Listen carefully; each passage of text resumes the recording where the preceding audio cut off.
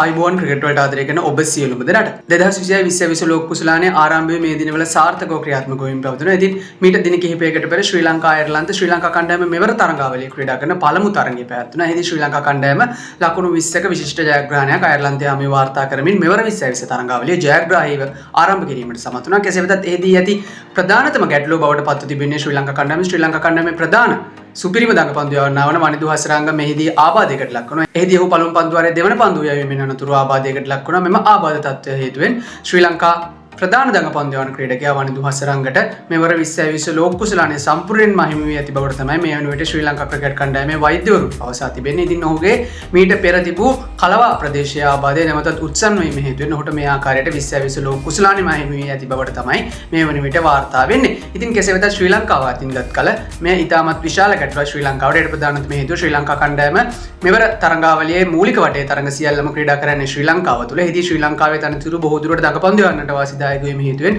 ශ්‍රී ලංකා කණ්ඩායමේ ප්‍රධාන දඟපන්දු යවන්න ඔවුන්ට අහිමි වීම ප්‍රධාන ගැටලුවක් බවට පත් තිබෙනවා. සහ ඔහු ආබාධය තබාගෙන ක්‍රීඩා කළ පළමු අයර්ලන්තයේ ටෙලික තරඟයේදීත් කඩලු 3ක් දවා ගැනීමෙන් විශිෂ්ට පන්දු යැවීමක නිරත වීමට සමත් වූ ක්‍රීඩකයෙක්. ඉතින් මේ අනුවගත් කළ ශ්‍රී ලංකා කණ්ඩායමට මේ ඉතාමත් ප්‍රබල අවාසියක් බවට පත්ව තිබෙනවා. කෙසේ වෙතත් ඔහු වෙනුවට ආදේශ කිරීමේ බලාපොරොත්තුවෙන් දැල තුල පන්දු යවන්නෙකු ලෙස ශ්‍රී ලංකා කණ්ඩායමේ සිටින නවක දඟපන්දු යවන ක්‍රීඩක දුෂාන් හේමන්තව ආදේශ කොට ඇති බවට තමයි මේ වන විට වාර්තා වෙන්නේ. එහිදී ඕමානයේ සමග එළඹෙන 12 වෙනිදා පැවැත්වීමට නියමිත තරඟය වෙනුවෙන් ශ්‍රී ලංකා කණ්ඩායම නුවර පුහුණු වීම සඳහා දැල තුල පන්දු යවන්නෙකු ලෙස දුෂාන් හේමන්තව කැඳවාගෙන ඇති බවට තමයි ශ්‍රී ලංකා ක්‍රිකට් ආයතනය සඳහන් කොට තිබෙන්නේ. තවමත් වනිදු හසරංග වෙනුවට කණ්ඩායමට ආදේශ කරන ක්‍රීඩකයා කවුරුත් යන වග ස්ථිරවම සඳහනක් කොට නැහැ. ඉතින් මේ පිළිබඳ ලැබෙන තොරතුරු එසෙනින් අපි ඔබ සමගින් බෙදා ගන්න සූදානම් සිටිනවා. සබ්ස්ක්‍රයිබ් කරලා දිගටම රැඳිලින්න අපේ YouTube නාලිකාවත් සමග. එහෙනම් හැම කෙනෙකුටම සුබ දවසක්.